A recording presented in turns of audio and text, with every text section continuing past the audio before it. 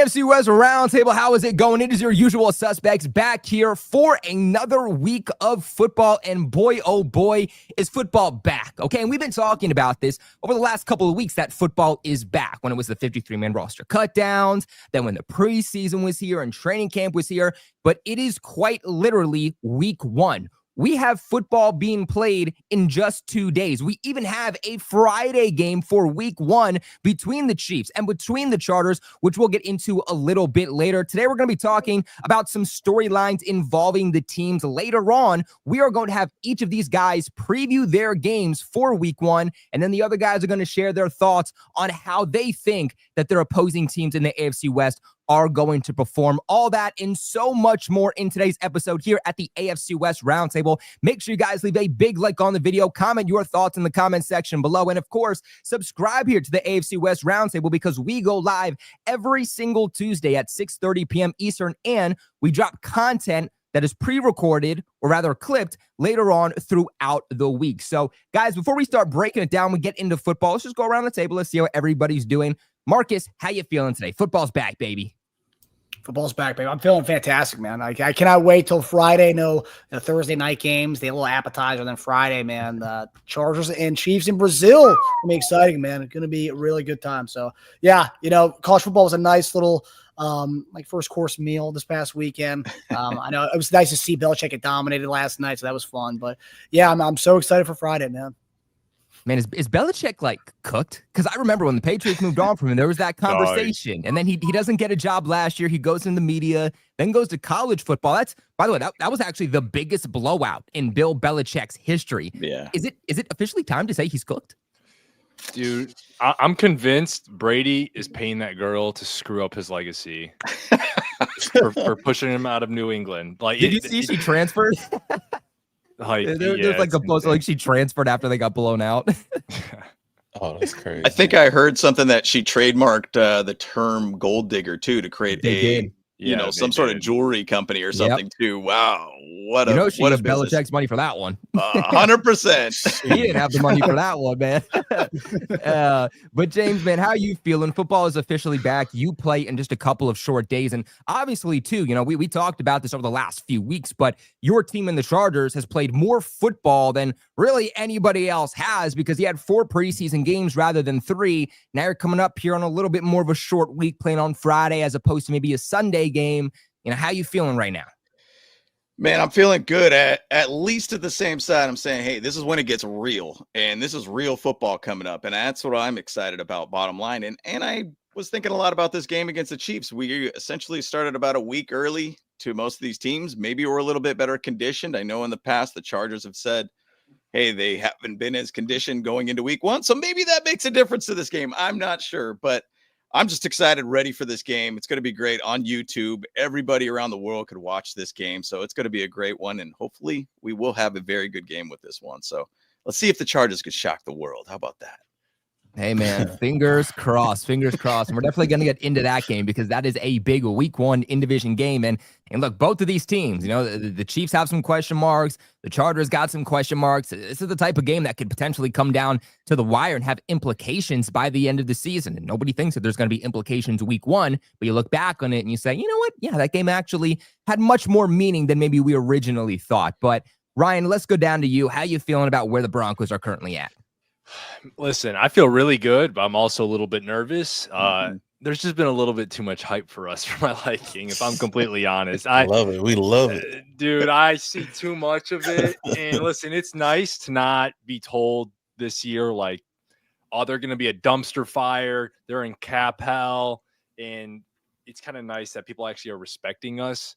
But it's a little bit weird and uncomfortable that everyone's saying that we're going to be winning the AFC West, taking it over, and the Chiefs are done.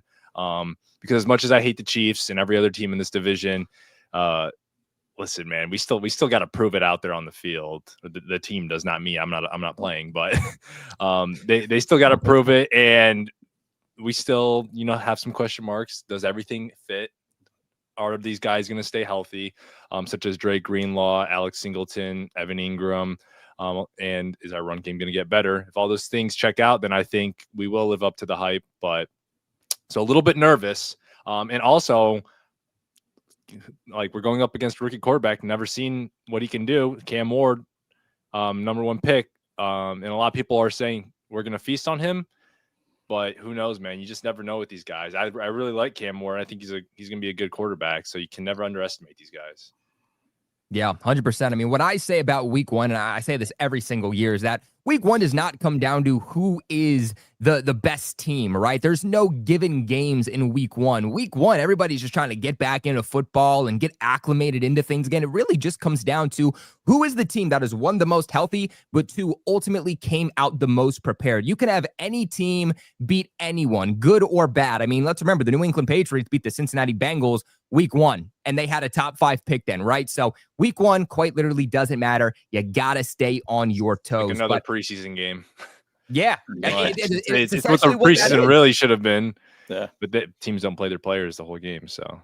I mean, you had Bill Belichick iconically always say that September was just an extension of the preseason, and there's a lot of organizations who head coaches, they feel that exact same way. But Simone, let's go on over to you, man. You have done some big things since we saw you last, obviously linking up there with, Pete Carroll and whatnot, getting the inside information for us about how them Raiders are looking, man. How you feeling?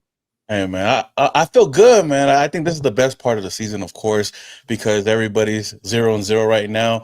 And we got a chance, right? And there's a lot of expectations. Well, yeah, I have a smile right now. I don't know if I can say the same thing. When everything's even, huh? But yeah, we're good right now. So, of course, I think the excitement's in the air. I don't think that we have gotten as much hype as Ryan and the Broncos, but we got a lot of hype within the Raider Nation, of course.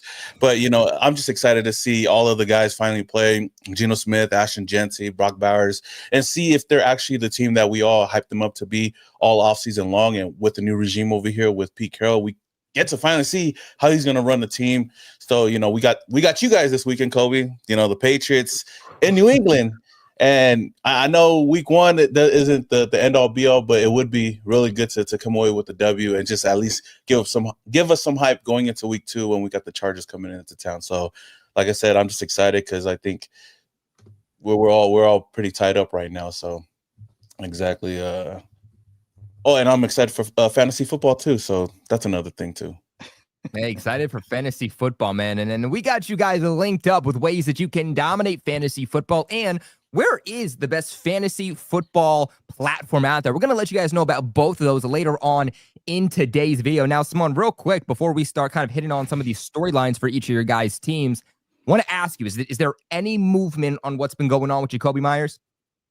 No, nothing yet. It's crazy because he's still showing up to camp and everything, which is why I said what I said. I think last week was the fact that I think this is more of a move that he just wants to get paid. I don't think he's going to get traded, but I think that he should get a contract done before the season does start. And that's one of the biggest questions. And I guess storylines going into this week one is, will the Raiders extend him or possibly trade him away, which I don't see happening. But he's definitely going to be a guy that I want to keep on the roster, even though we went out and got Amari Cooper. I feel like he's our wide receiver 1, and I just wouldn't want to mess that up. That relationship in the room already right now before the season. But as far as right now, nothing. I haven't heard or seen anything yet. Yeah, I certainly agree with that. I'm excited to get more into that here shortly. But Marcus, let's go on over to you and let's start with you. Tell me what's been going on with the Chiefs over the last week, because obviously last Tuesday was roster cutdowns to make that initial 53, going from 90 players. Some teams have 91, but going from 91 players all the way down to 53. Obviously, I believe Simone, you were the only one last week who had that official 53-man roster and roster cut. So we were really reacting off of things that we were expecting. So this is the opportunity for a lot of you guys to really let us know what happened. So is there anybody that you've claimed up off of waivers over the last week? Any surprising cuts even after 53-man rosters that you want to let us know about? Yeah, so the really big thing, obviously, we kept 8 receivers, which was huge. It's the most in Andy Reid's history as far as keeping 8 receivers in this 53-man roster. But that was tied to Rashee Rice getting a 6-game suspension, and then also Jalen Royals, our rookie, who is going to be out week 1. So they were already kind of getting ready for that. And obviously, the biggest thing that we keep talking about that a lot of Chiefs fans are really, I would say, concerned and just kind of confused about was what we did with our nose tackle spot. So Mike Pennell, who's been our starting nose tackle for a lot of these Super Bowl runs, got cut. And that was a really big deal because we don't have we have one nose tackle on the roster. We just traded for was a guy who used to play for us, Derek Nottie, who ended up going to the Jets in free agency, and we signed Mike Pennell. We didn't sign Derek Nottie. So obviously they wanted to go with Mike Pennell. And then fast forward to last week, Mike Pennell is off the roster. They trade for Derek Nottie the 2 days prior to the cutdown. And then 2 days later, they cut Mike Pennell. And then yesterday he was ended up being claimed or picked up by the Cincinnati Bengals to their practice squad. Will be elevated to most likely be elevated to their active roster. So that was the big one. And right now, myself, my co-host on my show, and this Chiefs Kingdom is kind of confused as to what we're going to do with the nose tackle spot.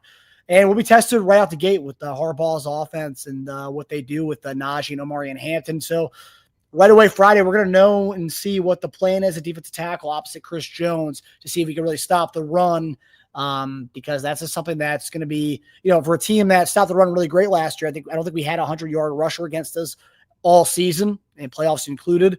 So to go away from Mike Pennell has been a really big anchor in that defensive line in the trenches for us. To go away from him is very confusing, and still confusing because there's really no plan. And we talked to Brett Veach, or no, we didn't talk to Brett Veach, but Brett Veach had an interview last week talking about that, and he said all options are on the table at this point, and it's a very confusing take when the season starts in a couple days. So that's the big question mark. Everything else is pretty cut and dry as far as what we did with our cuts, but that was the real big one. It was more like, holy shit, we just cut Mike Pennell. Like, what's the plan here? And everyone's waiting. Oh, we're going to pick up somebody.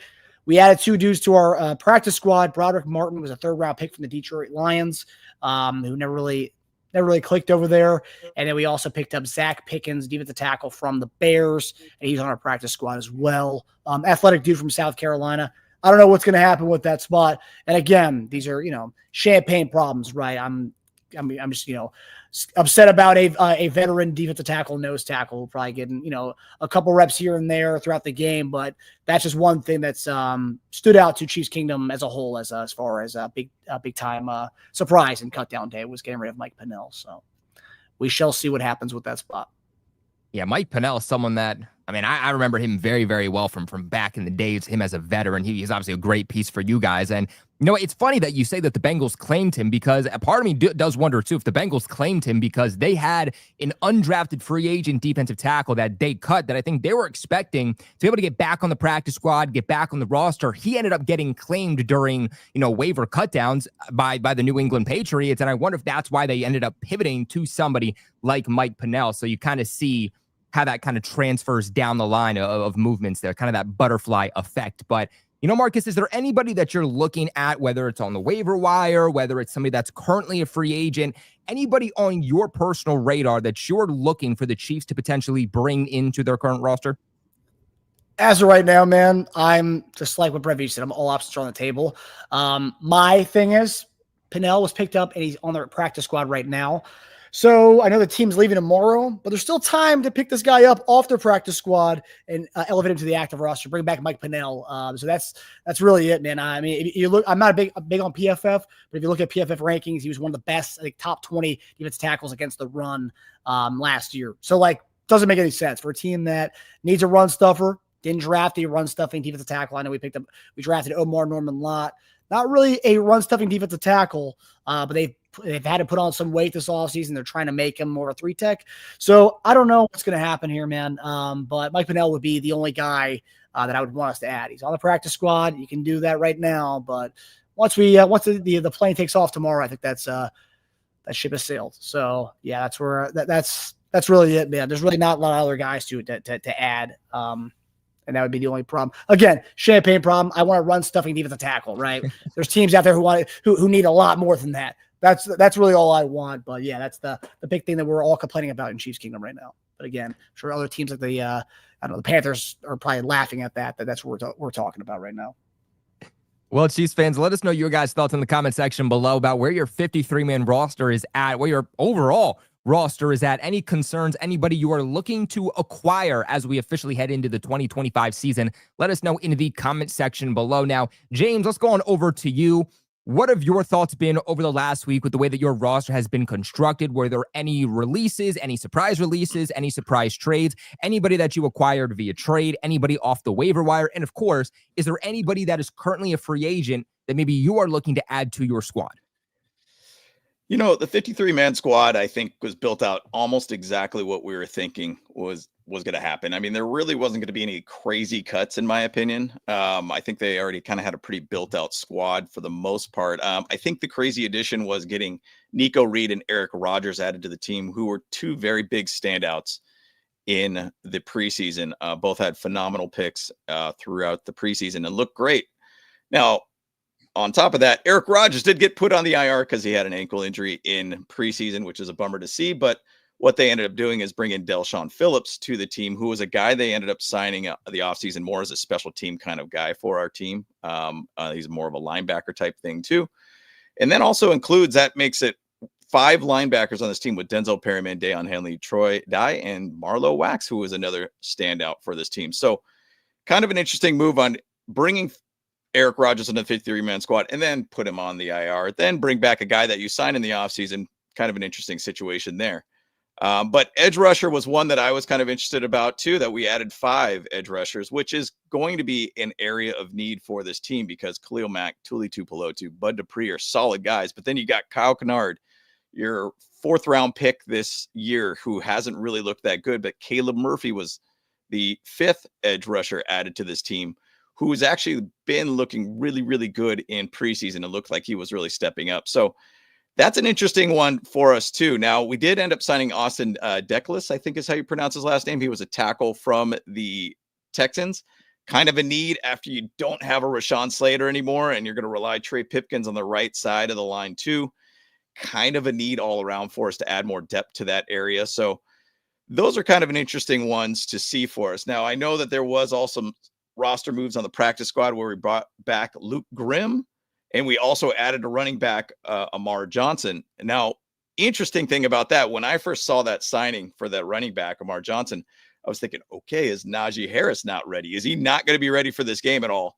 Are they going to bring up another guy from the practice squad, putting in, we got, I think now 3 running backs on our practice squad.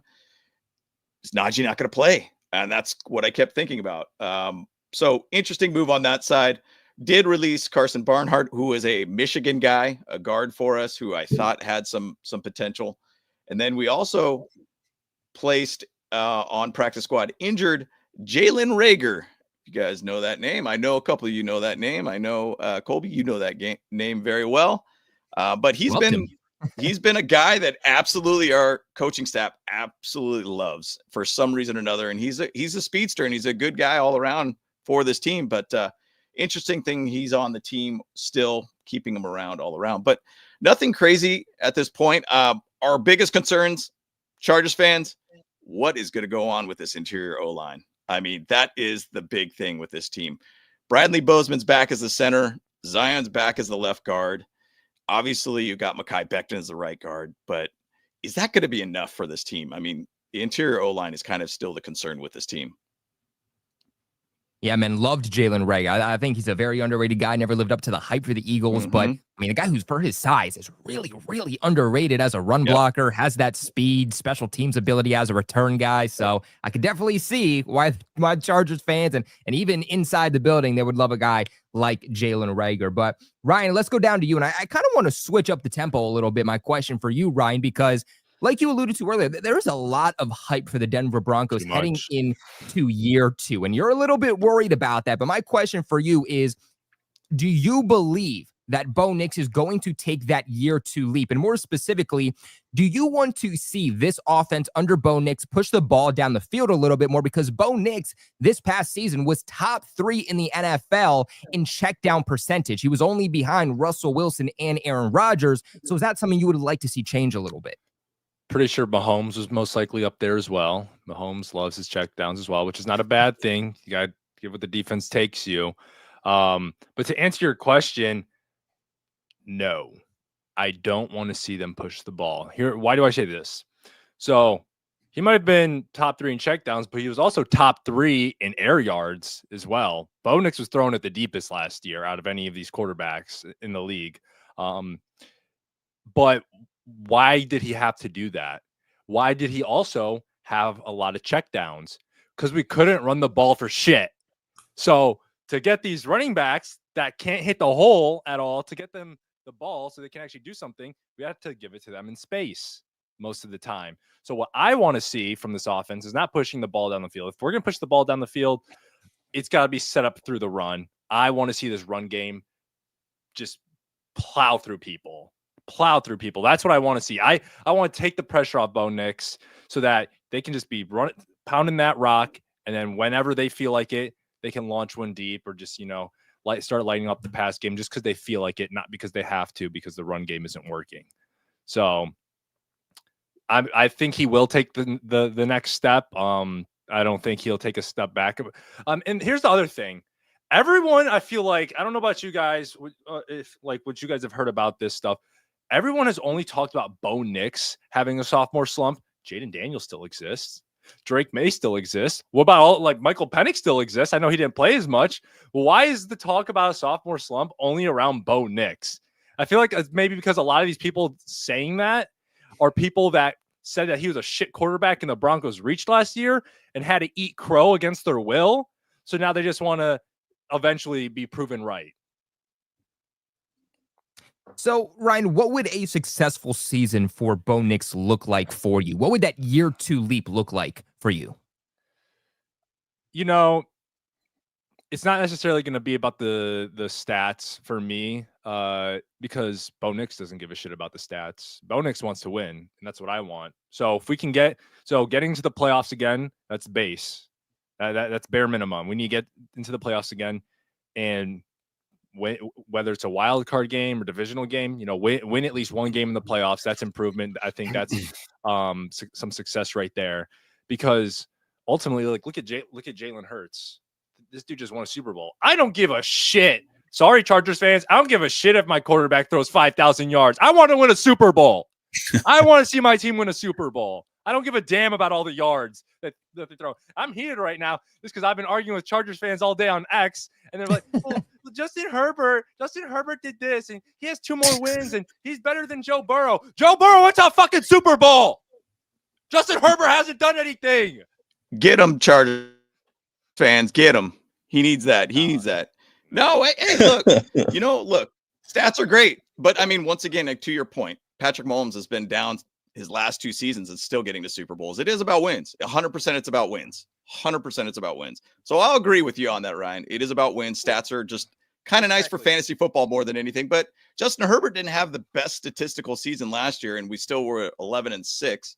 Still ended up going to the playoffs and everything too. So and listen, if Justin Herbert had the wins, I'd be having a much different conversation 100%. about him in my opinion on him. My opinion on him is strictly based on okay, yeah, he can put up those throws and do all that. Are you winning? Are you winning? Because that's what all about winning. That's what gets you paid. Exactly. 100%.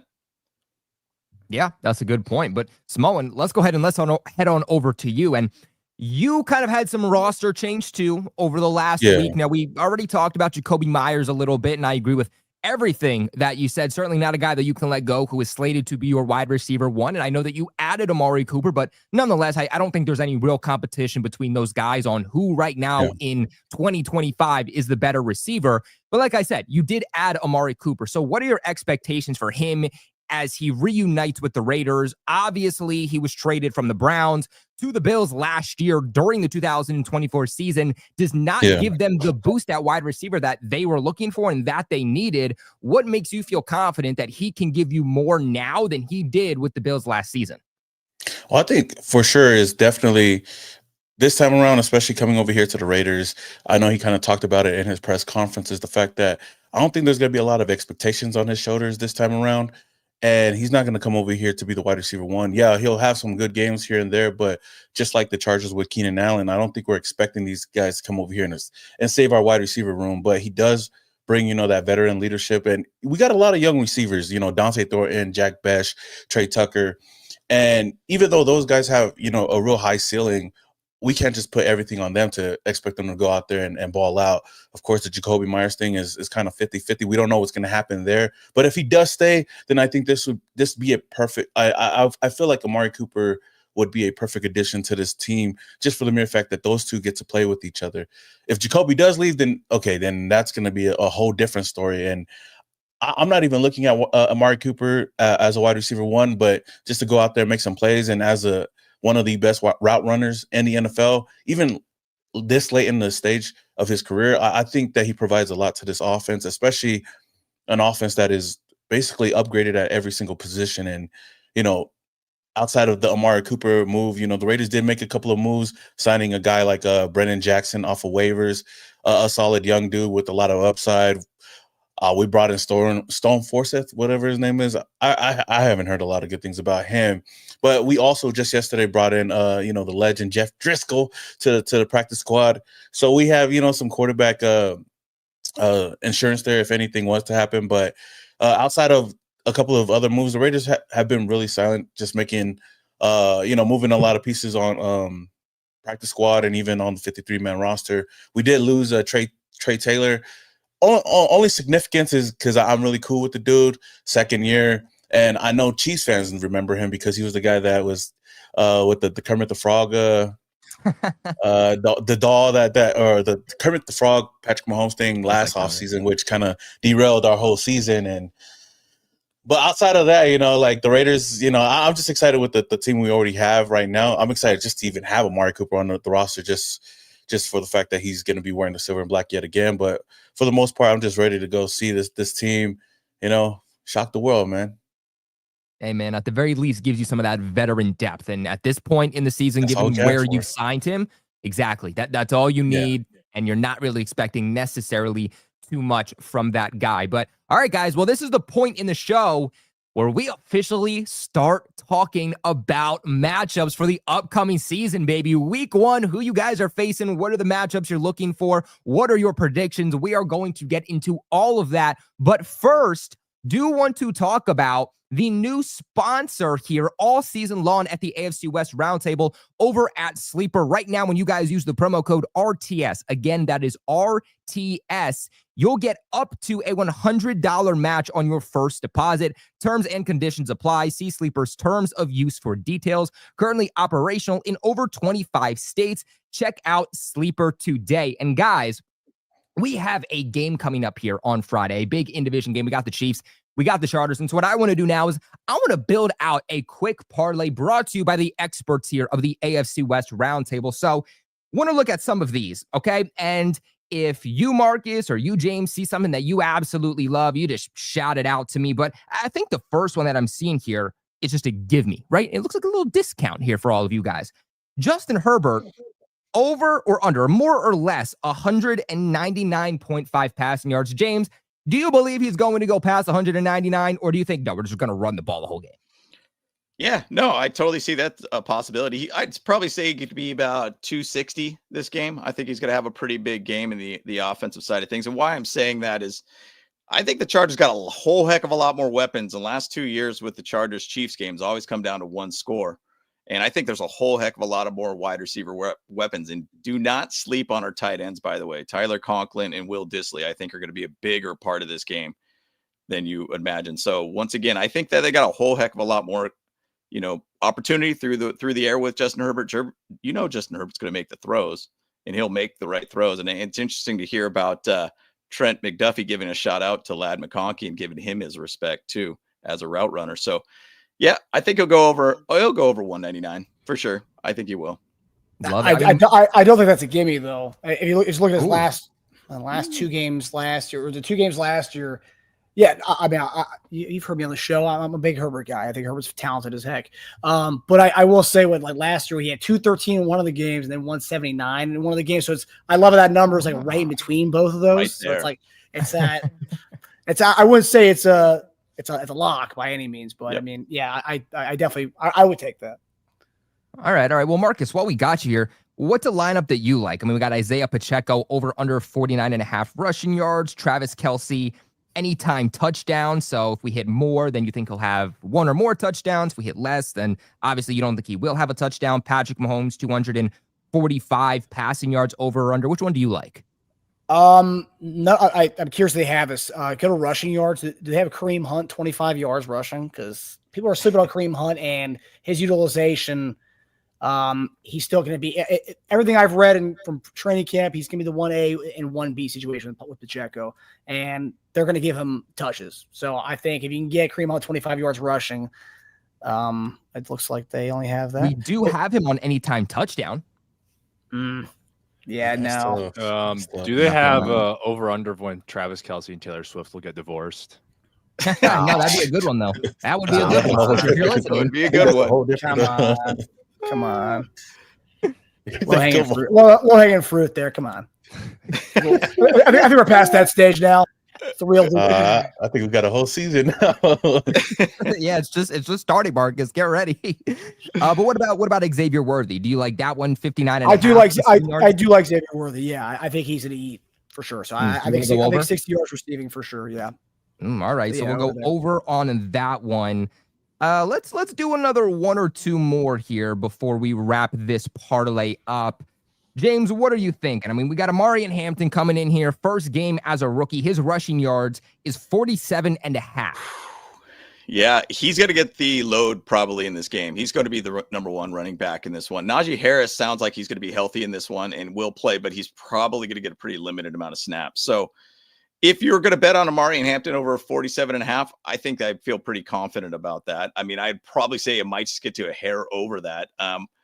But I do think that he's got a good shot to get over that point. So, I mean, it's going to be a lot of 11 personnel with this team. Just load it up as much as you can with much meat you can throw on the line and make him run. I love it. I love it at 40 yards, but yeah, 47.5. He should clear that number as well. I think he should.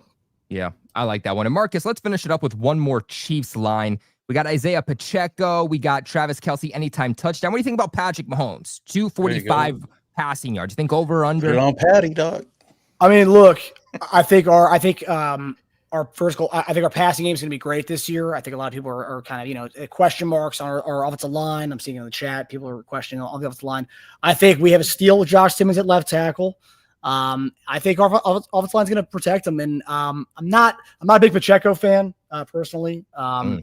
So I want to say Pat would have over that number. I think it's a nice showcase to the world that Patrick Mahomes is back. The MVP from 3 years ago is back. So I would say that. And also, if we're taking Worthy 60 yards receiving there, then might as well throw the other quarterback in there as well to stack that up. Definitely got to go with the over. So look, if you guys want to go ahead and you guys want to follow us and follow our parlay here, make sure you download the Sleeper app and, of course, follow the picks that you just saw us make. Again, using that code RTS to get a 100% match up to $100. But fellas, let's go ahead and let's start breaking down these games. And, of course, I want to start here with the big in-division game coming here on Friday, the Chiefs, the Chargers. Obviously, the Chargers had a pretty good year in year one of a new system. The Chiefs, on the other hand, had a lot of question marks, more specifically about depth, but they still had a pretty good season. A lot of close games, but still had a pretty good season, made it to the Super Bowl yet again, but suffered a massive, massive blowout. Got to think Patrick Mahomes still has that one on his mind. So,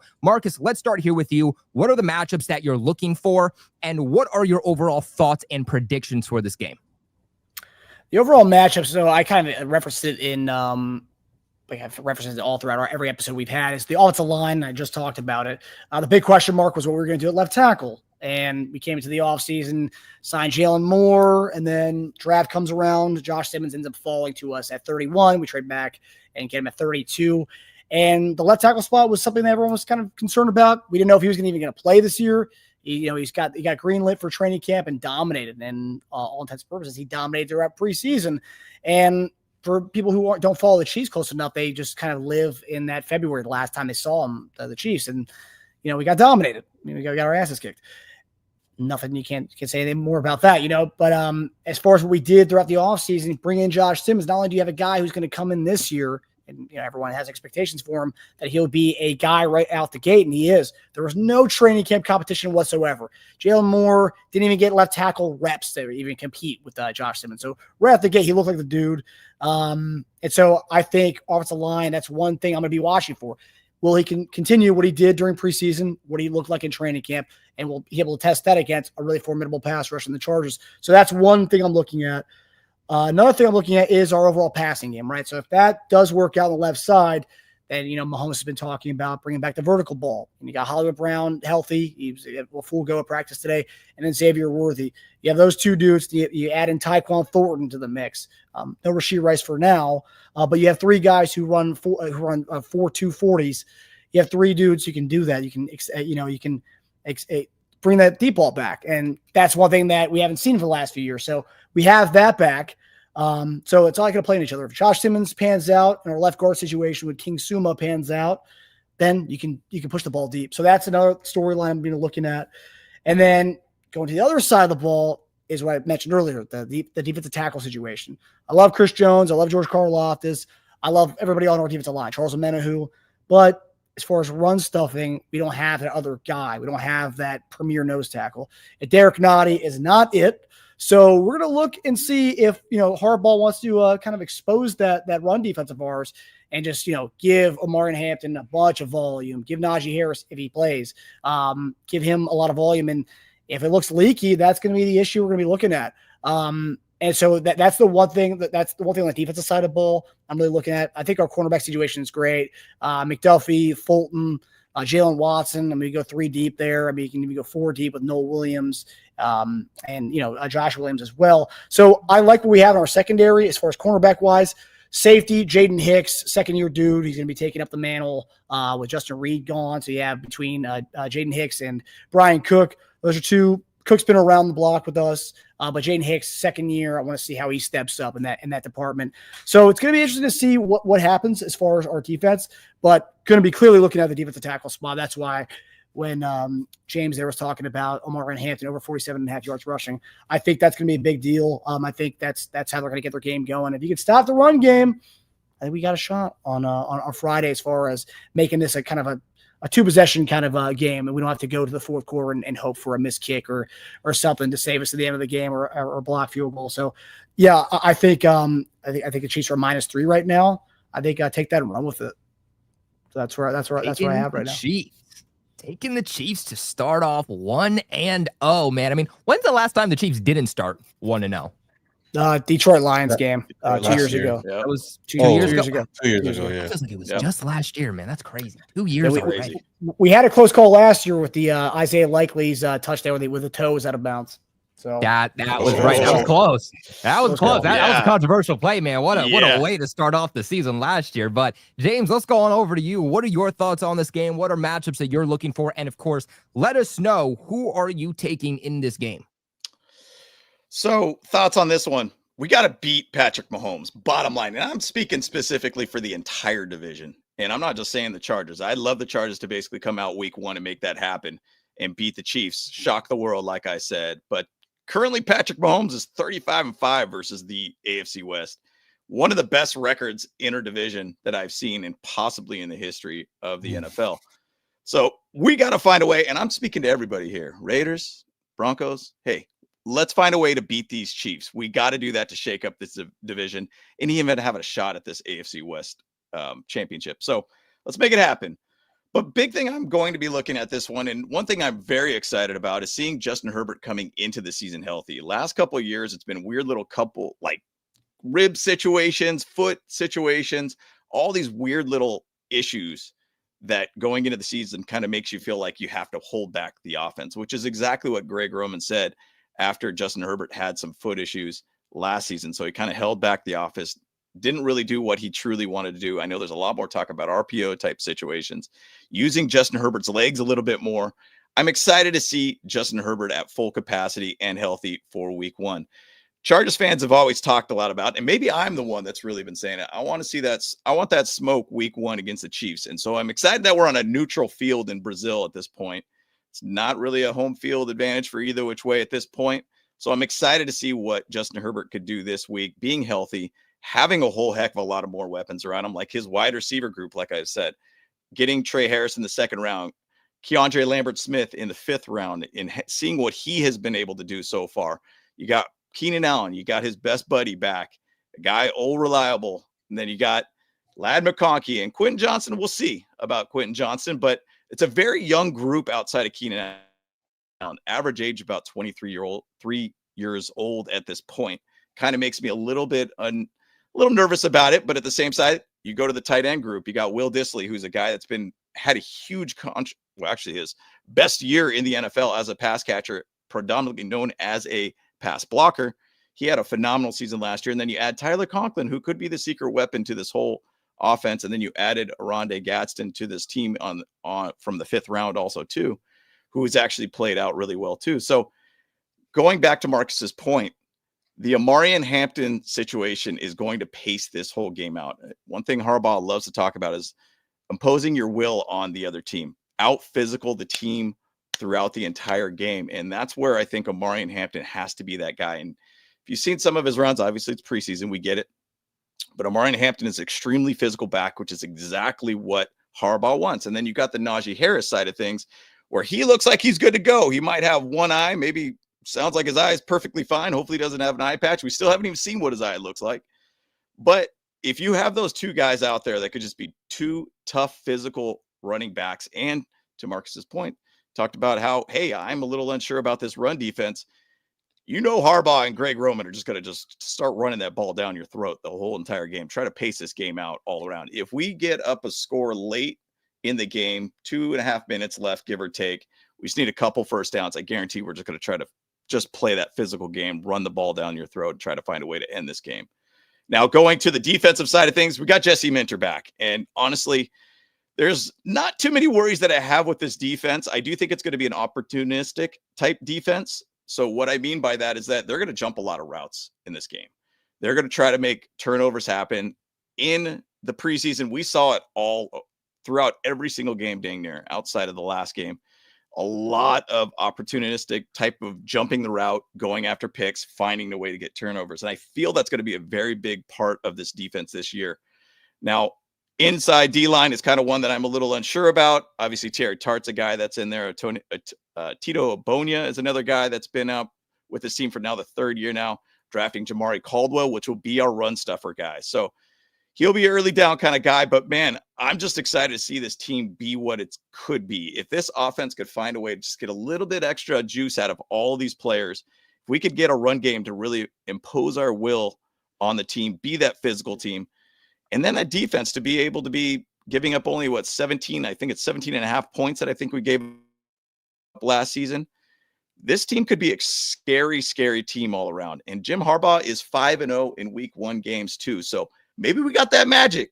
Maybe we got that magic and shock the world and beat the Chiefs. So it's going to come down to one score, guaranteed. And it's always close with the Chiefs for sure. So can't wait for it. So you're going to take the Chiefs or the Chargers? Chargers 17, Chiefs 16. Let's go. Let's go. Oh. Cameron Dicker. Put your money Cameron on Dicker that. Put your with the money on that. game-winning field goal. Put $100 on that. Let's go. I like that. I like that, James. Keeping it real. So right now we got Marcus taking the Chiefs. We got James taking the Chargers. So let's go down to Ryan. Ryan, what are your thoughts on this game and who are you taking? For the Chiefs and Chargers? Yes, sir. If I had to put my money on it, I'm going to take the Chiefs. I'm not going to bet against Patrick Mahomes. Listen, he's just, there's too many new pieces with this Chargers team that I think it's going to take some time for their offense to gel compared to the Chiefs, who, they've got a big chip on their shoulder from that beating they just took. So they probably want to come in and make a statement against the Chargers. So who knows how it'll turn out, but if it turns out how it could turn out, which is them making a statement of the Chargers, I feel really bad for you guys. They're just going to be made. You just happen to be the first game, so they're going to make an example of you. But yeah, I think it's going to be the Chiefs. Shoot, I might even just put some money on it because every time I bet on the Chiefs, I win money. So I'll say it right here first. It's crazy, man. I started trying it out when I saw that wacky shit going on last year, and they made me money. So it works, guys. Double up, Ryan. Think about the Super Bowl slump too, though. We got to think about the Super Bowl slump. Does that find a way in the season? That's the thing. Does it? Hopefully so. Hey, hopefully. we AFC West need to find a way to beat the Chiefs, and hopefully start with the Chargers. That's true. Listen, best case scenario, the Chiefs lose. I wouldn't mind that. You guys winning. Like, I don't 100%. mind that. And to be honest, this is kind of random, but you mentioned the thing about you guys being a sneaky team. And I agree, because everyone's talking about us, not as much about you guys. So, I kind of see you guys laying in the weeds. I'm just like looking back. I'm like, yeah, hey, they added stuff as well. Like they're not going to be terrible. So I am kind of worried about that, just because it just never ends well when the media is just everyone's just all on one side, and you even see people that don't even know shit about the team, and they're all just giving the same take. That's the part that worries me. Well, you guys all have Chiefs fatigue. I mean, that runs through the media, that runs through everything, man. So, that's going around. That's true. Also, Carl Chevers is calling the game on Friday, and I believe Carl Chevers averages like 9 penalties called against us in his career. So there you go. Let's get those penalties when it really matters most. For some reason, it always goes to your favor every single time. I mean, where something needs to happen in favor for you, and then you win the game. Come on. I'm still trying to figure out why Juwan Taylor gets called for the false starts when Lane Johnson gets praised for it. I'm still trying to figure that out. It still doesn't make any sense to me. He gets highlighted for something that another guy tries to mimic. So I don't know. Taylor looks like he's got false starts dang near every time, though, man. That's how I feel when I watch the Eagles play with Lane Johnson. But what led the league? I think you got a little bit saltiness just because of that Super Bowl loss. You're only talking about Lane Johnson. No, that's been my talking point about the whole Lane Johnson thing for a long time. Dude. Okay. I don't get how he is praised for something that like is so blatantly false start. It's like, no, it's just good timing, dude. Give me a break. It's a fucking false start, but.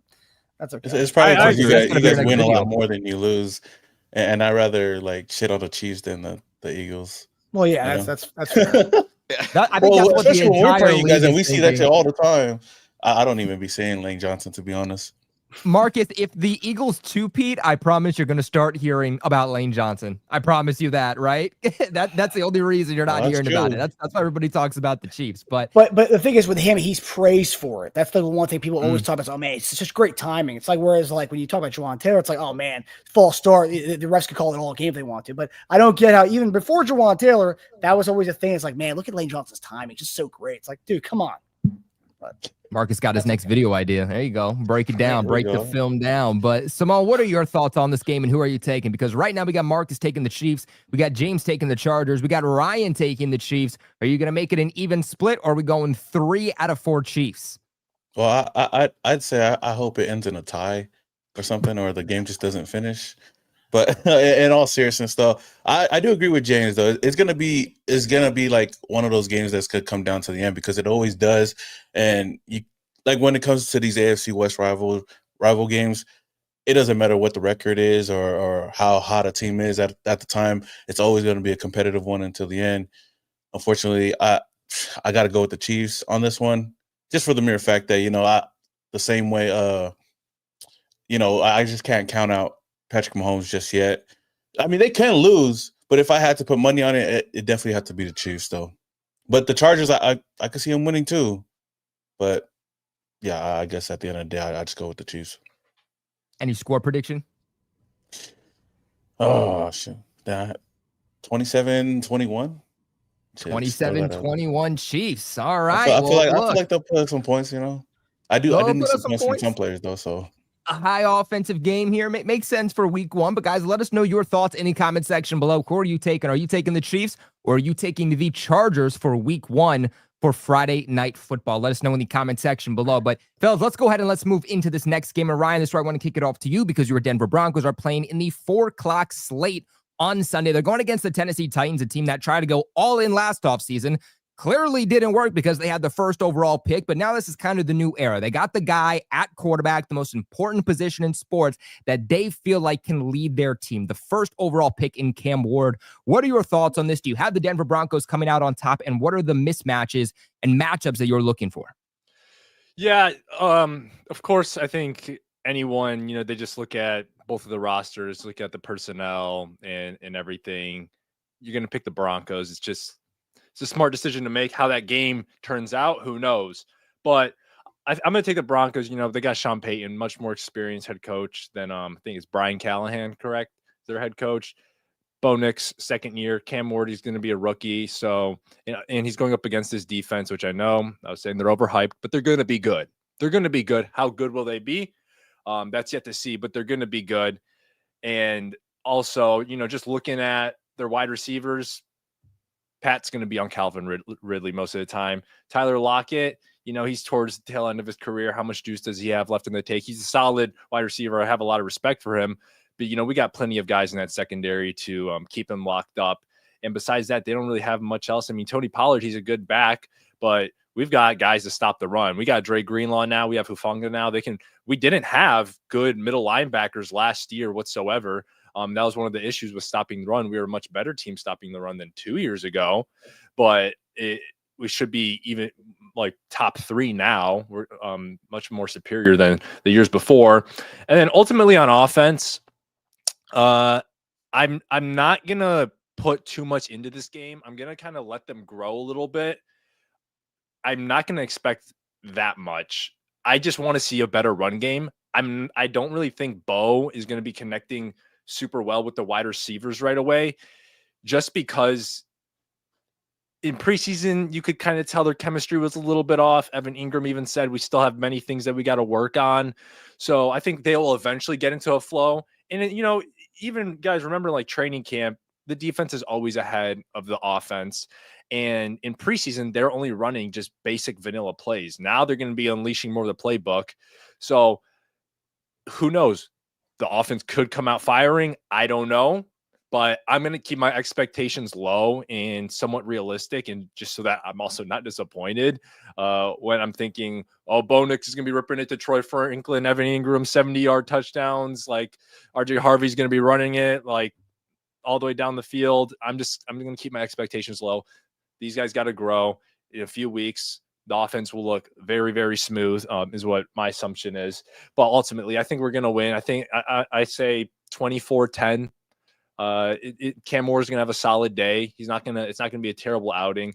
But if the defense is what it is, and Vance Joseph really does take advantage of Cam Ward being a rookie and gives him just some devilish like looks that just absolutely give him hell, then it could be a pretty bad day for him. But I think it's going to be a dub for us. They have Cody Barton starting at linebacker. He was our second string linebacker last year. So like you said, they ended up with the first pick. So they're still kind of rebuilding. So this is a must win. It's the first game of the year. It may not mean everything, but you got to beat these teams early. Yeah, you certainly want to start with momentum, and this is definitely a team that is brand new. They're not nearly as competitive as your team is. The Denver Broncos have made really good additions still this offseason, especially on the defensive side of the football. So, an opportunity for you guys to get momentum. Not the real test for the Broncos, but momentum. Listen, like I said, this like week 1 is kind of an extension of the preseason. This is exactly the type of team you want to play. That they're not complete. They're still kind of. They have a lot of growing pains right now that they're going through. Rookie quarterback. This is exactly the team that you want to play for week 1, just so that you can knock the rust off as well. That's what I'm saying. I don't think that they're going to look like the Broncos, especially the offense, are going to look like a well-oiled machine right away. And they're going to be a little bit rusty. Cortland Sutton's definitely going to drop the ball. I know that for damn sure. Put your money on that. But perfect game to knock that rust off. Love it. Ryan's taking the Denver Broncos week 1 against the Tennessee Titans and Cam Ward Samoan. Oh, we got something else, Ryan? Here's the one thing, though, that I'm worried about is that they're predicting rain. And I'm traumatized from that Jets game. That was like a monsoon last year where neither Bo or Aaron Rodgers could throw the ball for their lives because it was just so bad. So hopefully it clears up. Weather in Colorado changes all the time, like in an instant. So I'm just hoping it clears up when we don't have a rain game. But if we do, then hey, RJ Harvey, J.K. Dobbins, your time to shine. Run the shit out the ball. Get your reps in. Hopefully weather does not permit in this game. You guys heard it here first from Ryan Simone. Let's go on over to you. What are your thoughts about the Denver Broncos against the Tennessee Titans this Sunday, 4:00 slate? Who you taking? I think, well, as much as I hate to say, I easily take the Broncos. I think it's going to be cool to see Cam Ward go out there, but I feel like, being the number 1 overall pick, I know that he has a lot of expectations on his shoulder to go out there and perform, and I think he's going to have some growing pains. But that's not to say that he's going to have some flashy plays here and there that's going to be highlighted all over social media. But at the end of the day, just looking at it and looking, on paper, what everybody's expecting out of the Broncos, especially their defense, I see them giving the Titans a hard time, at least for the better half of the first half, I guess. But overall, I have to pick the Broncos just off of the team that they have and the defense that they have right now. You got a score prediction? Oh, I guess you could give them 21 to like 10. 21 to 10, so a confident win? Yeah, I think it'd be that at the end of the day. And then I think the defense is going to give them a tough time for sure. But we probably get at least one Cam Ward touchdown somewhere. All right, we got 2 Denver Broncos already. Let's go on up here to Marcus. Marcus, who are you taking?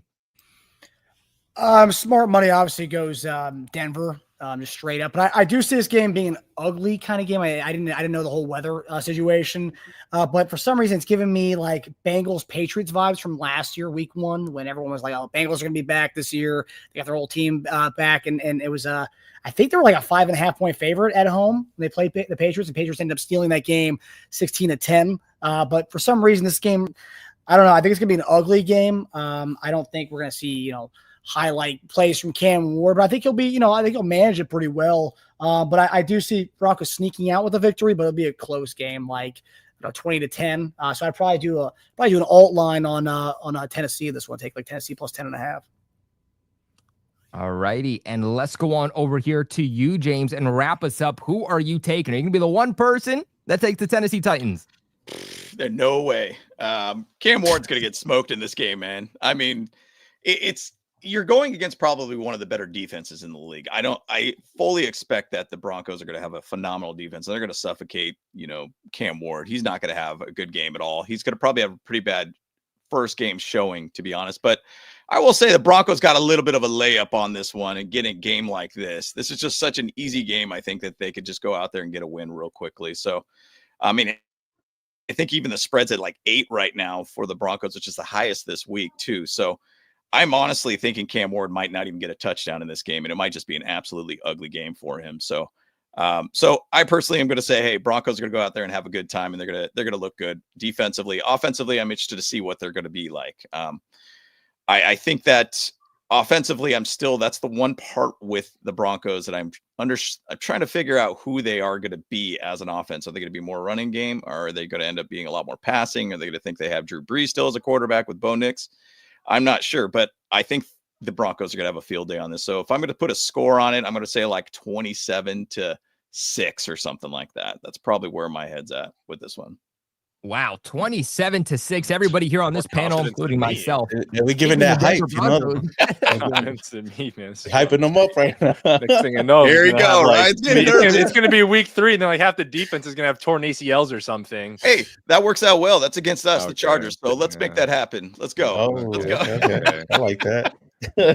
I'll be at that game too. Yeah. We have one final game to preview and get into, but before we do so, want to give a massive shout out to the sponsor of this video. Of course, we are talking about RotoWire. We talked about RotoWire in the past, and we are going to continue to talk about them. I don't know about you guys, right? I don't know if you guys have drafted yet, but I still have to draft all of my fantasy leagues. I'm doing one of them later today, doing one of them tomorrow, and I feel more confident than ever that I'm going to dominate each and every single one of them because of RotoWire. And right now, you guys, when you sign up today, you get an exclusive offer of 15% off using promo code RTS. Again, 15% off using promo code you see on the screen, RTS. What RotoWire is a plugin. So basically, whether you're using Sleeper, like we talked about earlier, whether you're using the NFL Fantasy app, ESPN, it doesn't matter what source you're using. RotoWire is a plugin that helps guide you throughout your draft to make sure that you make the best selections possible and win every single one of your fantasy leagues. Whether it's money at stake, whether it's bragging rights at stake, make sure that you come out number one. So this is essentially what it looks like when you're drafting, and it's going to build your draft plan for you based on your preferences. So how do you feel about taking risks early on in the draft? Well, in the early rounds, I don't know about you guys, but I like to play it safe. Those are the guys early on, rounds 1, rounds 2, maybe even round 3, that you want to make sure that you hit on 100% for certain. In the middle rounds, I like to keep it balanced, like to go ahead and get my guys, play it safe, but also aim for some of that upside. But in the late rounds, it is all aiming for upside. And then it wants to know, how comfortable are you reaching for players that you like? With RotoWire, you can actually set the players that you want to go out and get, that you want to be drafted, and players that you want to stay away from. So for me personally, early on, I like to go ahead and I like to get my guys. In the middle rounds, I like to keep it balanced, but in the late rounds, I want to stick to the average draft projection. I think the really cool thing too about RotoWire is that you can factor in what matters most to you when drafting, right? And RotoWire is going to take those things into account. So is the consistency of a player important to you? That's probably my number one thing. So I'm going to leave that there. Injury risk is always top 3 most important to me, but last year's performance is also very, very important to me. Kind of comes back to that idea of consistency. Guys, make sure you go and download RotoWire right now for 15% off using promo code RTS to make sure that you dominate your fantasy league. Time has not expired yet. You still have an opportunity to make sure that you win without a breeze. But fellas, let's go ahead and let's transition back into this final game. And Samoan, we're going to kick this one to you because you are on the road. You are traveling to New England to play the New England Patriots. You and the New England Patriots have a lot of crossover. I mean, these teams have a lot of parallels. Both teams have new coaching staffs, have a lot of different players. So go ahead, let me know about this one. What are the matchups you're looking for? What's that injury report looking like? And who are you taking? Well, of course, I'm hella excited just for the start of the season. And I know starting over there in New England is going to be a good challenge for us because I know that there's been a lot of moving parts for both teams, right? And we finally get to see Pete Carroll's era over here in Vegas start. And I'm just really interested in seeing how the coach is going to look going into that week 1 matchup. We got a lot of new pieces offensively, and I feel like we've upgraded at mostly all the skill positions, quarterback, running back. Of course, we got great tight ends over here. Wide receivers, yeah, a bit young, but we got a lot of upside there. So I'm not really too worried about the offense. I feel like the offense is going to go out there and put some scores on the board. Now, the defense side of the ball is where I guess a lot of questions are. We already know what we're going to get out of Max Crosby, but the run defense has been something that I've seen throughout all of preseason, which kind of worries me. And knowing that the Patriots now with Josh McDaniels over there likes to run his running backs, especially that committee. And I guess if I'm looking at any of the matchups, it's definitely seeing this run defense against Trey Henderson. And Trey Henderson is a guy that I was really high going into the season with, or going into the draft, and to see him and what he's been able to do in preseason is something that, has me a little bit worried. If we're not able to stop the run, he could have a field day against us. At the end of the day, the Raiders got a lot of new starters on the defense side of the ball, 8 new starters, so that's huge. I know the Patriots, I'm not too sure about it. I know, Kobe, you probably might know a little bit more about it, of Christian Gonzalez, whether or not he's going to be good to go. If he's not, then at least we got some breathing room there in the wide receiver room, whether or not we do have Jacoby Myers over here. But overall, I know that we're going into this game as the underdogs, and unlike everybody else, I'm pretty sure we're going to be the underdogs in this game, which I'm really excited about because I feel like that's where we do the best, and hopefully we come out swinging in this game. Offensively, like I said, I do believe that this team is going to put up a lot of points with all the weapons that we have here. So you already know I got to go with my Raiders in this one. I'd say like 27-17. 27-17. And yeah, so Gonzo didn't practice yesterday. We don't know about today. There was no practice today. Tomorrow will be the first opportunity we get to see the injury report, and we'll get a better idea. You ask me, I thought he would have practiced by now. He went early on into training camp with a hamstring injury, but got up, walked out under his own power. So tomorrow will be that better idea. But Marcus, let's go ahead and let's go on up to you. What do you think about the Raiders traveling to New England to play the Patriots, and who are you taking? Honestly, it's a surprising spread of 2.5. I think the Patriots are favored by 2.5 at home. Ah, man, it's a tough one. It's probably one of my stay away games for this weekend as far as betting on it. Like you said, there's a lot of crossovers in this game. I see Josh McDaniels wanting to make a statement against his old team, being fired like halfway through his stint there. I could see a little bit of McDaniels wanting to force an issue and forcing the running game between Trevion Henderson and Ramondre Stevenson. Ramondre's best season was when Josh McDaniels was his OC a couple of years ago. Seems like an eternity. But I do think I think Patriots win this game. This is one of those games where I can see it being a close one or a blowout. But I want to, for some reason, because McDaniels is on the other side and he's going to want to have a statement against the Raiders in New England. I do think Patriots take this one by like 2 scores. But again, I am high on the Raiders this year. I just think that with the situation against McDaniels, I think McDaniels is going to want to make a statement against the Raiders. Marcus taking the New England Patriots and Samoa. Good. I like it. I like it. We heard you not very happy about that one, but we do still got 2 guys left on the panel who have to choose. So we got 1 Raiders with Samoan, 1 Patriots for Marcus. James, let's go on over to you. What do you think about this game and who are you taking? Man, I think this game's going to be just an absolute sloppy game all around because it's 2 new head coaches, 2 new cultures trying to figure out how to place in their whole philosophies in this team. So I think, going back to the Raiders defense, it's a lot of new starters over there. There's not continuity there. There's a whole new head coach there. Mike Vrabel over at the Patriots, I feel like he's one of those guys people just buy in. And I remember when he was with the Titans, every player just loved the dude. And the guy basically loved every single player. And when I watched the preseason, I felt like the Patriots just looked like they bought into the culture immediately. So the way that I view this game, I think it's going to be a lot of scoring in this one. And that sounds kind of wild to say, but I think it's just going to be trying to figure their team out, try to figure out how to run that defense, how to run that offense. I think it's just going to be kind of a sloppy game all around. And you know what? I'm going to lean a lot more on the Patriots on this one, winning this one. It's going to be like a 31-28 type game. I think it's just going to be a lot of scoring, a lot of potential that Trevion Henderson is going to have a potential huge game in this one. I'm not sure about Geno Smith yet. I know Brock Bowers is going to have a phenomenal game, I think, in this one too. I think he's going to potentially have a 2-touchdown type game in this one because I think he's one of the guys that you're going to lean on a lot in that offense. Now, we'll see what Ashton Genty could do. I know even some people kept in the chat talking about, oh, you guys remember the 4 rushes, -1 yard, Ashton Genty. We'll see. This one could be an interesting one for Ashton Genty. Is this going to be his coming out party that we know that he's a real guy, that he's a real running back too? So I think it's just going to be a high scoring event all around, but I think the Patriots will find a way to eke this one out.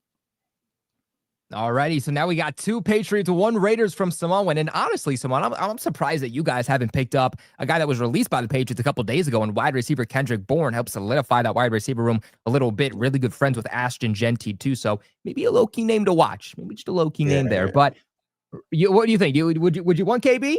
I wouldn't mind him because he has some on too. So me with the polys. So, but I don't think that we need him though, because I think we're kind of stacked right now at wide receiver. I'm not saying like we have all the best receivers, but we got a lot of players on the team right now that I don't see us cutting. But I wouldn't mind adding them if they wanted to. NFL caliber receivers. That's what I always like to say. Yeah. Yeah, but Ryan, let's go ahead and wrap us up here for this game and wrap us up here for today. New England Patriots, Raiders. Who are you taking? So I really want to take the Patriots. I really like Mike Vrabel, and I love Trevion Henderson. I also, there's just I have that video ingrained in my brain now, seeing those Raiders coaches jousting. So I'm like, has anything really changed over there when they're like jousting during practice? I don't know, stupid stuff. But when I look at the depth chart of the Patriots, their top wide receiver is Stephon Diggs, who was coming off an injury. He's questionable right now. Then you have Demario Douglas. And I think Geno, I don't think that highly of Geno, but he is a solid QB. And I think he's gonna eat with Brock Bowers, man. I think that's what it's gonna come down to. And then he has Ashton Genty back there as well. And I think those 2 guys are just gonna have a field day. Because I mean, Drake May, I think he's a solid QB, but he's still like, learning his way and stuff, trying to figure this thing out. This is his first year with an actual, competent OC for the most part, but there is a part. I mean, I do think Josh McDaniels is a great OC as well. So it's going to be close, but Brock Bowers is just such a dog, and I think Geno Smith is just going to feed him. As for their defenses, I'll be honest, I don't know too much about their defenses. I know the Raiders isn't anything special for the most part.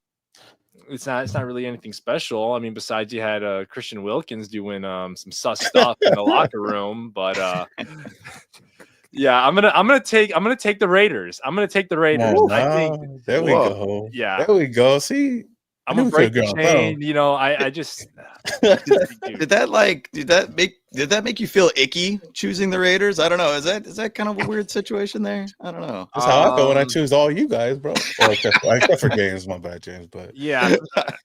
Listen, the Raiders just do this. You know, you just got to notice the patterns. They just do this shit. They'll just come out with these random wins. I wouldn't say this is as random. Yeah, but then you'll just like lose. No, we don't have to add to it. I'll take what you said. So they stay pretty steady in what they like to do. So they'll pull out these random games early and stuff, and then they'll go on their losing streak and stuff like that. I don't know about that, but yeah, I like it.